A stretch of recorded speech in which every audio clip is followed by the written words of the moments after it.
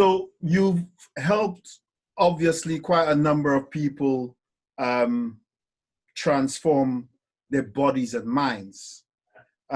What are 5 of the biggest challenges that your clients face when trying to transform themselves?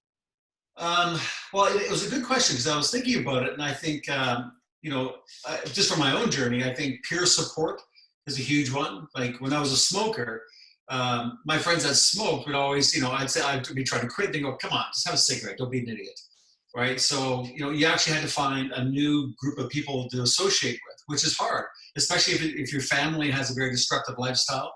Then you have to look outside of your peer group to find somebody that can support you in that new endeavor. So peer support's a big one. The nutritional deficit, and this is a real crucial one because you think about about my previous lifestyle and how poorly I ate and how badly I treated myself. And so that meant the journey forward, there was a lot of damage I had to undo. And so nutritional deficit is kind of like being bankrupt, right? If you're bankrupt, you can't go start a new business. You can't do anything new because you have no financial leverage. And when people are nutritionally bankrupt, quite often what they do is they start an exercise program that's fairly rigorous, but it's way too soon. It's way too soon in the game. So I generally get people to wait about a couple months before they do anything vigorous. We do little things just to get them sorted out, but being in the hole nutritionally is a really big problem for people because exercise is just unbearable when you're in that space.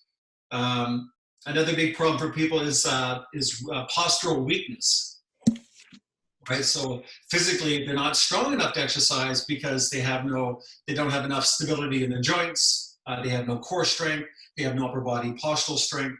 So being weak, quite often people with postural weaknesses will start exercising and then they'll get hurt. And then they'll say, "See, I told you every time I start, I get hurt." Well, of course you are, because you have no postural strength. So that's a big challenge people have to overcome. And 2 more would be their old self-image, how they perceive themselves, self-image, and I'm sure we'll get into this again in the conversation, but a really lousy self-image is not going to inspire you to do anything different. Right. And the last one actually kind of goes with the nutritional piece, but it's brain chemistry issues. And what I mean by that is that if you've taught your brain over time to become addicted and to become very highly sensitive to salt and sugar, your taste buds even change to prefer and crave the salt and sugar. Your brain prefers it, your taste buds are wired to it, and anything that doesn't actually have that flavor, that intense flavor, your taste buds won't pick it up. So nice natural foods, which like for me now taste amazing, but in the beginning had no taste at all. Right? So there's lots of things that you got to clean up, and you got to be aware that you got to pay the piper when you first start. There's some things that you have to pay for. It's not just a matter of saying, "Oh, okay, you're going to start a new lifestyle. Well, come on in." It's just really easy. Not that simple, unfortunately. I mean, look, David, you have just gone through some really serious stuff here. Just to recap what you're saying, you're talking about your peer group, your circle of friends. You're talking about being nutritionally bankrupt.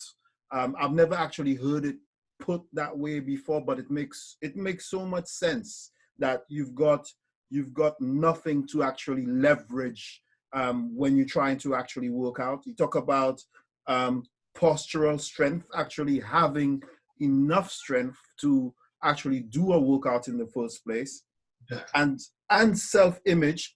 Like you said, we're gonna definitely touch on that a little bit more. And the brain chemistry, the fact that salt and sugar are really drugs, really.